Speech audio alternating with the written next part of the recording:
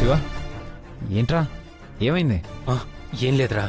ఎరా మీ ఇద్దరు మాట్లాడుకుంటూ కూర్చుంటే పెళ్లి చేసుకోవా? అవతల అక్కడ పెళ్లి కూతురు రైటింగ్.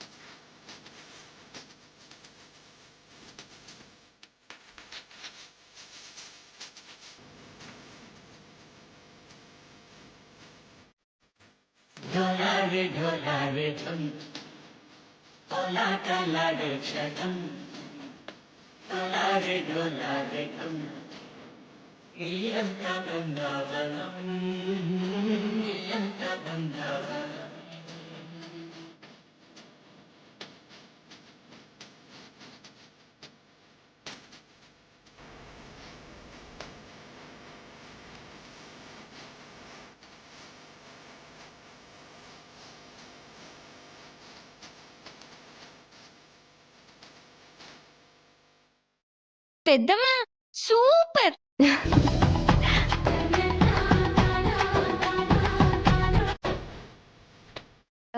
థ్యాంక్స్ ప్రియా.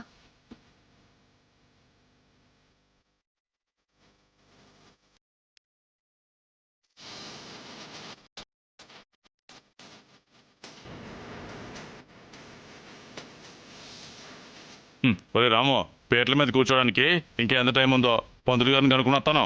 అలాగే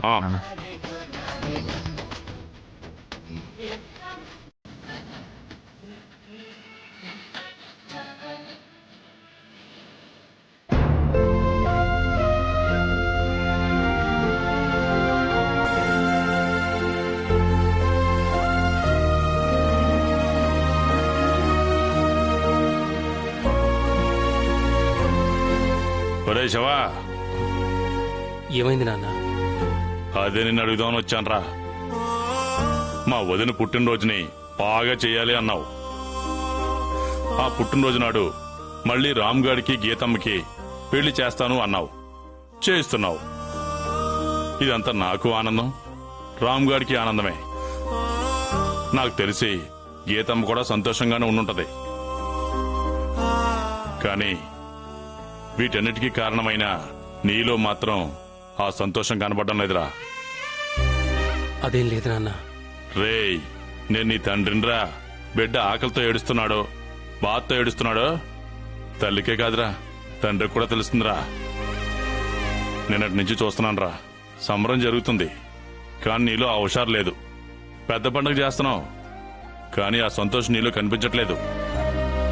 ఏదో పోగొట్టుకున్న వాళ్ళలాగా, ఏదో కోల్పోతున్న వాళ్ళలాగా నీలో నువ్వే ఏదో బాధను దిగుమింగుకున్నావు అనిపిస్తుంది. అసలు నీ బాధ ఏంటో నాకు చెప్పరా? ఏ చెప్పకూడదా? నాకు తెలియకూడదా?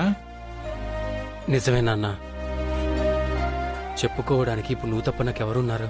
నీకే కష్టం వచ్చినా అందరికంటే ముందు మీ వదినికి చెప్తావు కదరా.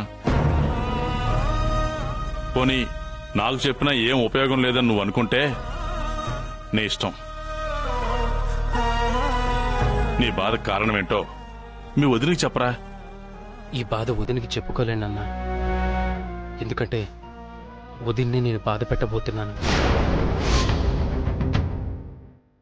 కానీ నేను మంచి చేయబోతున్నాను నాన్న. ఏంట్రా, గీతమ్మని బాధ పెట్టబోతున్నాను అంటావు, మంచి చేస్తున్నాను అంటావు. అసలు ఏం చేయబోతున్నావురా? నిన్నటి నుంచి నువ్వు అడుగుతున్నావు కదా నాన్న. వదినికి రామ్కి ఈరోజు నేను చేయబోయే పెళ్లిలో ఏం గిఫ్ట్ ఇవ్వబోతున్నానని. అవును, అదేంటి ఇప్పుడు చెప్తాను నాన్న. ఏంట్రా? నాన్న, నేనిచ్చే గిఫ్ట్ గురించి నువ్వు ఎవరికీ చెప్పనని నాకు మాటివి నాన్న. అసలు ఆ గిఫ్ట్ ఏంటో చెప్పరా? మాటివి నాన్న.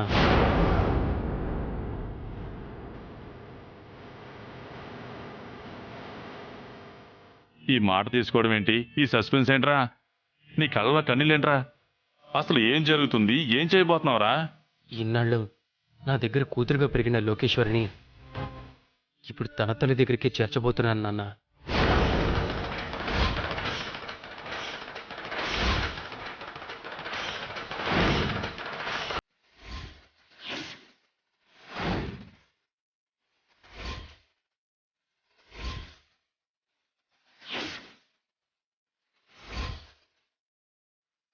ప్రియకి ఏం కాకూడదని, నేను బాధపడకూడదు అని వదిన తనకి పుట్టిన బిడ్డల్లో ఒక బిడ్డని నాకు కానుకగా ఇచ్చేసింది. తిరిగి ఆ బిడ్డని ఇవాళ తనకి గిఫ్ట్గా ఇవ్వబోతున్నాను. ఇదే నేను ఈ పెళ్లిలో వాళ్ళకి ఇవ్వబోతున్న గిఫ్ట్. రేయ్, నువ్వేం మాట్లాడుతున్నావో తెలిసే మాట్లాడుతున్నావురా? కళ్ళల్లోంచి పొంగుకొస్తున్న కన్నీరుని ఆపుకుంటూ, గొంతు దాటి బయటికి పోవాలని చూస్తున్న నా బాధని దిగమింగుకుంటూ నిజం చెప్తున్నాను నాన్న. నేను చేయబోయేదే చెప్తున్నాను. రేయ్ శివ, ఎవరికి చెప్పొద్దని గీతం మన దగ్గర మాట తీసుకుంది కదరా? కాబట్టే ఇంతకాలం వదిలికిచ్చిన మాటకి కట్టుబడి ఉన్నాను నాన్న. ప్రియ మీద ఎంత కోపం వచ్చినా, ఎలాంటి పరిస్థితులు ఎదురైనా వదిలికిచ్చిన మాట కోసమే ఇన్నాళ్ళు నోరు మూసుకొని ఉన్నాను. కానీ ఇప్పుడు మాట తప్పాల్సిన పరిస్థితి వచ్చింది. కానీ నిజాన్ని బయట పెడితే ఏమవుతుందో తెలుసు కదా? ఏం జరిగినా సరే, వదిన ఏమనుకున్నా, నన్ను చీ అనుకున్నా పర్వాలేదు, ఈ బిడ్డ తన తల్లి దగ్గరే ఉండాలి నాన్న. రేయ్, గీతమ్మ తన బిడ్డని ప్రియకిచ్చింది దేనికోసం రా? తన కడుపును పుట్టిన బిడ్డ పురుట్లోనే చనిపోయిందని తెలిస్తే ప్రియ తట్టుకోలేదనే కదా? మరి ఇప్పుడు ఆ నిజాన్ని బయట పెడితే ప్రియ ఎలాంటిదైనా కావచ్చురా. తను నీ భార్యరా. ఏమైపోతుంది నాన్న? ఇప్పటి వరకు ప్రియ ఏమైపోతుందో అని చెప్పి ప్రతి దానికి ఆలోచించుకుంటూనే వచ్చాం. భయపడుతూ ఇలా బతికేస్తూనే వచ్చాం. అసలు నిజం తెలిస్తే ప్రియ ఏమైపోతుంది నాన్న? చచ్చిపోతుందిరా.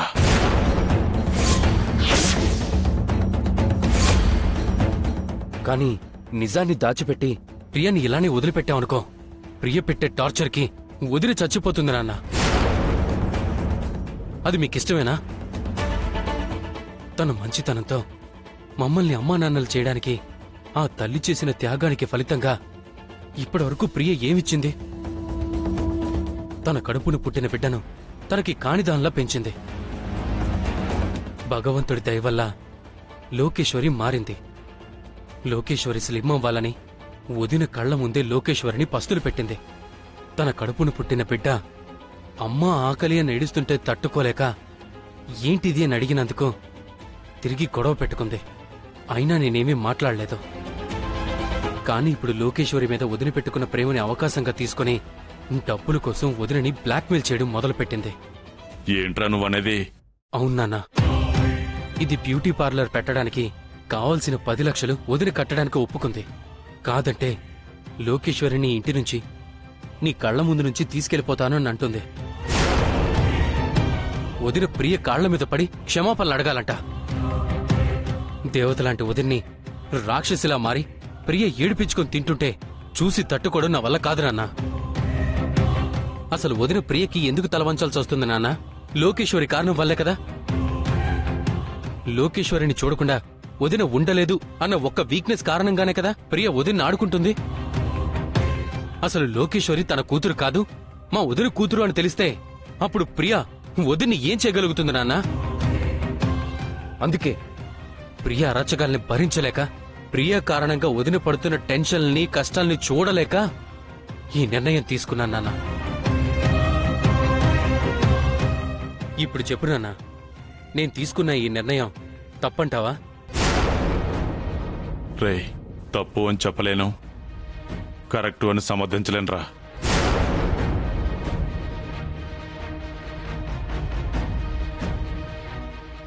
కాని ఒక్క మాటరా, మీ వదిన ముందు నిలబడి తన కళ్ళల్లోకి చూస్తూ ఈ నిజాన్ని నువ్వు బయట పెట్టగలవా? బయట పెట్టలేను నాన్న. అలా అని తన కళ్ళల్లోకి చూస్తూ నీకిచ్చిన మాట తప్పుతున్నాను అని చెప్పలేను. ఈ నిజాన్ని బయటికి చెప్పలేను. అందుకే వదినకు ప్రియకి పురుడు పోసిన డాక్టర్ని రప్పిస్తున్నాను.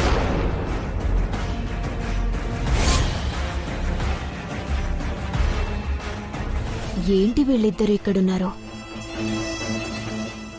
ఏం మాట్లాడుకుంటున్నారో?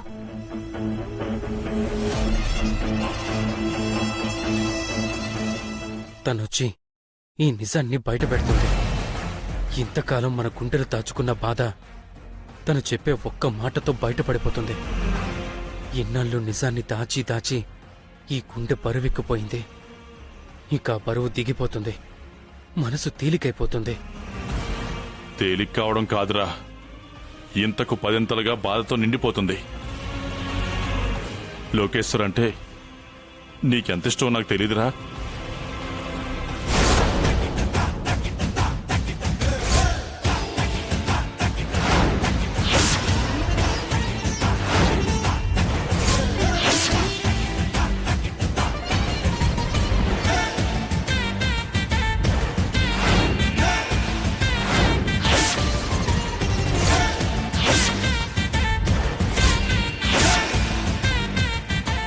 ఏంటి ఇద్దరు ఇక్కడున్నారు? ఏమైంది? ఎందుకు బాధపడుతున్నావు? అంటే ఇప్పటివరకు మాట్లాడుకున్నది తనేం వినలేదన్నమాట. అది ఏం లేదమ్మా, మన ఇంట్లో గీతారాములు పెళ్లి చేస్తున్నాం కదా, ప్రియ కూడా మనతో పాటు కలిస్తే బాగుండేది అని బాధపడుతున్నాడు. నేను మళ్ళీ వాళ్ళకి పెళ్లి చేయటం నీకిష్టం లేదు కదా? నాకిష్టం లేదని చెప్తే ఆపేస్తారా ఏంటి? చెయ్యాలనుకున్నది చేస్తారు కదా. చేస్తానే. ఎవరు అడ్డుపడినా చేస్తాను. మరింకెందుకు? నేనేదో సపోర్ట్ చేయడం లేదని ఈ దొంగేడుపులు. అయినా ఈ పెళ్లిలో పనులు నేను చేయను అంటే మీరూరుకున్నా మీ కూతురు ఊరుకోవడం లేదు. ఏమైనా అంటే ఫోన్ తీసి హలో లాయర్ గారు అంటూ బ్లాక్మెయిల్ చేస్తోంది. నా బాధ ఎవరికి చెప్పుకోవాలి?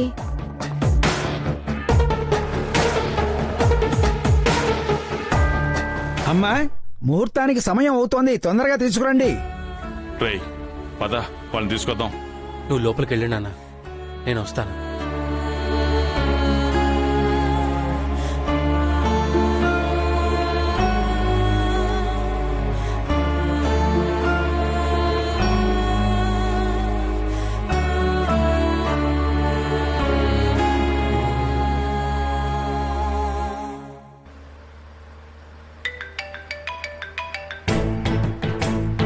హలో. Hello madam. చెప్పండి శివగారు. బయలుదేరారా? ఆన్ ది వేలో ఉన్నానండి. ఇంకో 5-10 నిమిషాల్లో అక్కడికి రీచ్ అయిపోతాను. త్వరగా రండి మేడం. ఈ సమస్యకి ఇంతటితో పరిష్కారం జరగాలి. ఒక పులి స్టాప్ పడాలి. ఓకే అండి. మేడం అంటున్నాడు. ఎవరిని? మీరు రావాలి, సమస్యకి పరిష్కారం జరగాలి అంటున్నాడు. అసలేం చేస్తున్నాడో? ఏం జరగబోతోంది ఇంట్లో?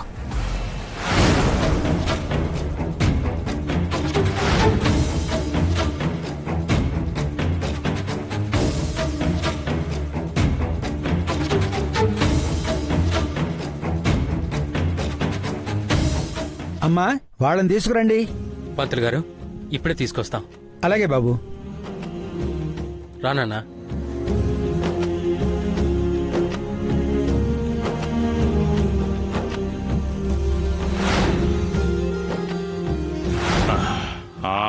రెడీ అయిపోయినట్టే కదా?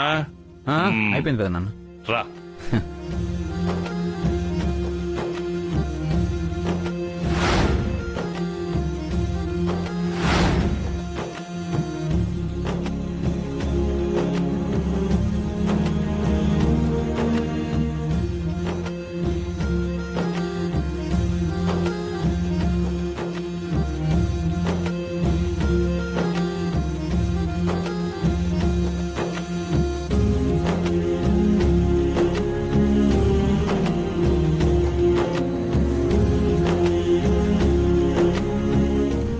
అమ్మా పెళ్లి కుమార్తెను తీసుకురండి.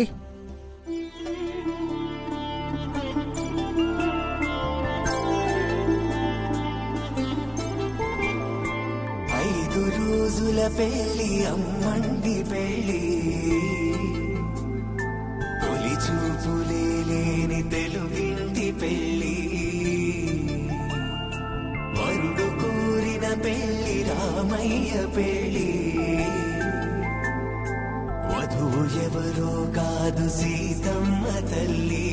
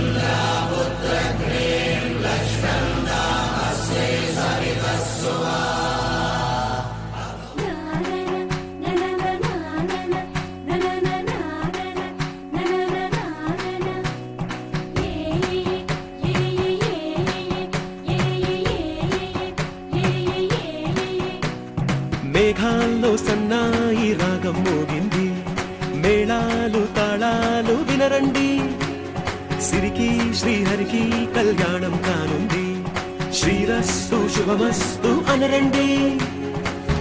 అచ్చతను గంటో పెళ్లికి అర్థం చెప్పారంటూ, మెచ్చదగు ముచ్చట ఇదయని సాక్ష్యం చెబుతామంటూ, జనులంతా జై కొట్టేలా జరిపిస్తామండి. అందాల కుందనపు బొమ్మవని జత చేరుతున్న చంద్రుని, అందేల బంధమై అల్లుకుని చెయ్యందుకోవటే ఓరమణి.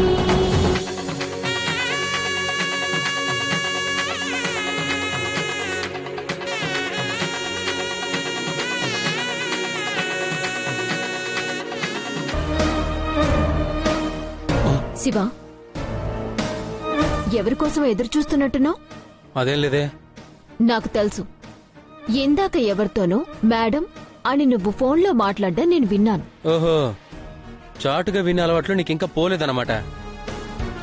చాటుగా మాట్లాడే అలవాటు కొత్తగా నువ్వు నేర్చుకున్నావు. చెప్పు, అసలు మేడం ఎవరు? ఎందుకలా ఉన్నావు? చెప్తాను. నీ ఒక్కదానికి చెప్తేలా? ఇంతవరకు ఓపిక పట్టావుగా, ఇంకాసేపు ఆగితే అందరితో పాటు నువ్వు తెలుసుకుందుగానే.